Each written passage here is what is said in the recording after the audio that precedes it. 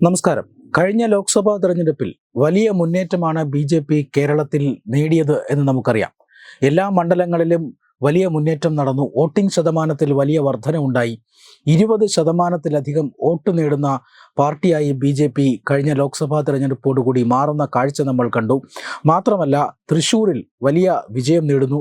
85,000-ലേറെ വോട്ടുകളുടെ ഭൂരിപക്ഷത്തിൽ ചരിത്രത്തിലാദ്യമായി താമര ചിഹ്നത്തിൽ മത്സരിച്ച ഒരു സ്ഥാനാർത്ഥി കേരളത്തിൽ നിന്നും ലോക്സഭാ തെരഞ്ഞെടുപ്പിൽ വിജയിക്കുന്ന ഒരു സാഹചര്യമുണ്ടായി. തൃശ്ശൂരിലെ വിജയം മാത്രമല്ല, തിരുവനന്തപുരം ലോക്സഭാ മണ്ഡലത്തിലും ആറ്റിങ്ങൽ ലോക്സഭാ മണ്ഡലത്തിലും ഇഞ്ചോടിഞ്ച് പോരാട്ടമുണ്ടായി.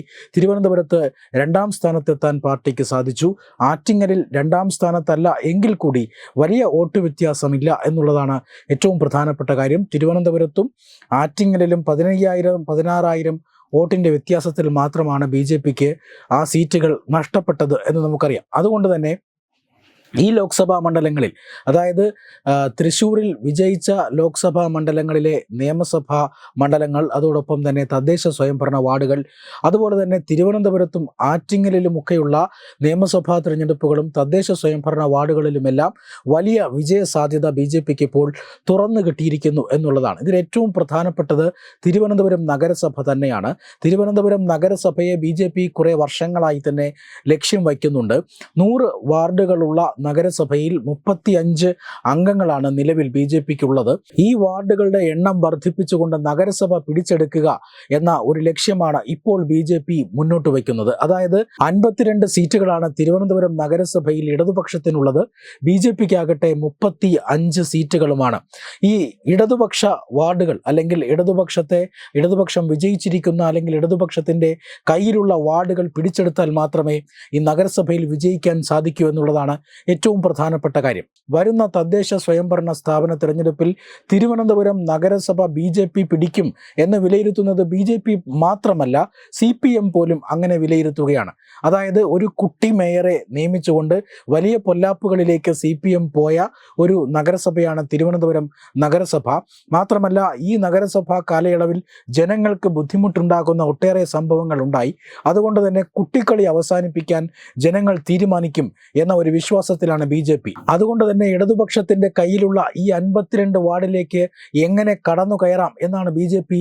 ഇപ്പോൾ ചിന്തിക്കുന്നത്. അതിന് മുതിർന്ന നേതാക്കളെ ഇറക്കിയാണ്. അതായത് തിരുവനന്തപുരം നഗരസഭയിൽ മേയർ സ്ഥാനാർത്ഥിയായി ബി.ജെ.പി. അവതരിപ്പിക്കുക മുൻ കേന്ദ്രമന്ത്രി വി. മുരളീധരനെ ആയിരിക്കും. അതോടൊപ്പം തന്നെ നിരവധി പ്രഗത്ഭരായ സ്ഥാനാർത്ഥികൾ, സംസ്ഥാന നേതാക്കളടക്കമുള്ള പ്രഗത്ഭരായ സ്ഥാനാർത്ഥികളെ ഈ തിരുവനന്തപുരം നഗരസഭ കേന്ദ്രീകരിച്ച് നിർത്താനും എന്തായാലും വി. മുരളീധരൻ തിരുവനന്തപുരം കേന്ദ്രീകരിച്ച് ഇപ്പോൾ പ്രവർത്തിക്കുകയാണ്. കഴിഞ്ഞ കുറേ നാളുകളായി, അതായത് ലോക്സഭാ തെരഞ്ഞെടുപ്പിന് ശേഷം, അല്ലെങ്കിൽ കഴിഞ്ഞ ടേമിൽ അദ്ദേഹം കേന്ദ്രമന്ത്രിയായിരുന്നു. ആ കേന്ദ്രമന്ത്രി സ്ഥാനത്ത് നിന്നും അദ്ദേഹം മാറിയതിന് ശേഷം തിരുവനന്തപുരം കേന്ദ്രീകരിച്ച് പ്രവർത്തിക്കുകയാണ്.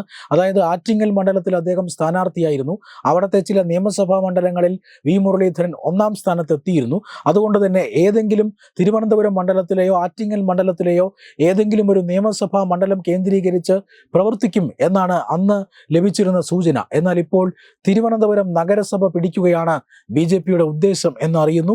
അതിനായി മേയർ സ്ഥാനത്തേക്ക് വി. മുരളീധരനെ ഉയർത്തിക്കാട്ടിയുള്ള ഒരു പ്രചരണത്തിലേക്ക് ബി.ജെ.പി. പോകും എന്നും സൂചനയുണ്ട്.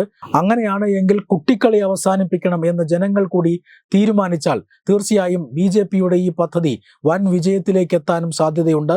ഈ പദ്ധതിയുടെ ഏറ്റവും പ്രധാനപ്പെട്ട ലക്ഷ്യം എന്ന് പറയുന്നത് ഇടതുപക്ഷത്തിൻ്റെ കയ്യിലിരിക്കുന്ന വാർഡുകൾ പിടിച്ചെടുക്കുക, കോൺഗ്രസിനെ ഇവിടെ നാമാവശേഷമാക്കുക എന്നുള്ളതാണ്. അതായത് വളരെ ചെറിയ അംഗങ്ങൾ മാത്രമാണ്, അല്ലെങ്കിൽ വളരെ ചെറിയ എണ്ണം മാത്രമാണ് തിരുവനന്തപുരം നഗരസഭയിൽ കോൺഗ്രസിനുള്ളത്.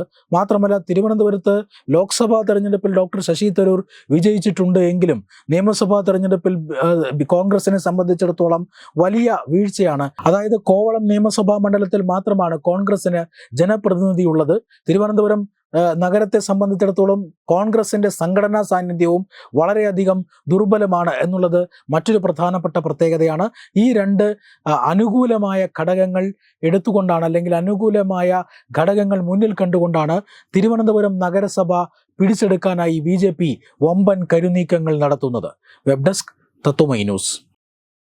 Powered by Jyothis, realising your dream home.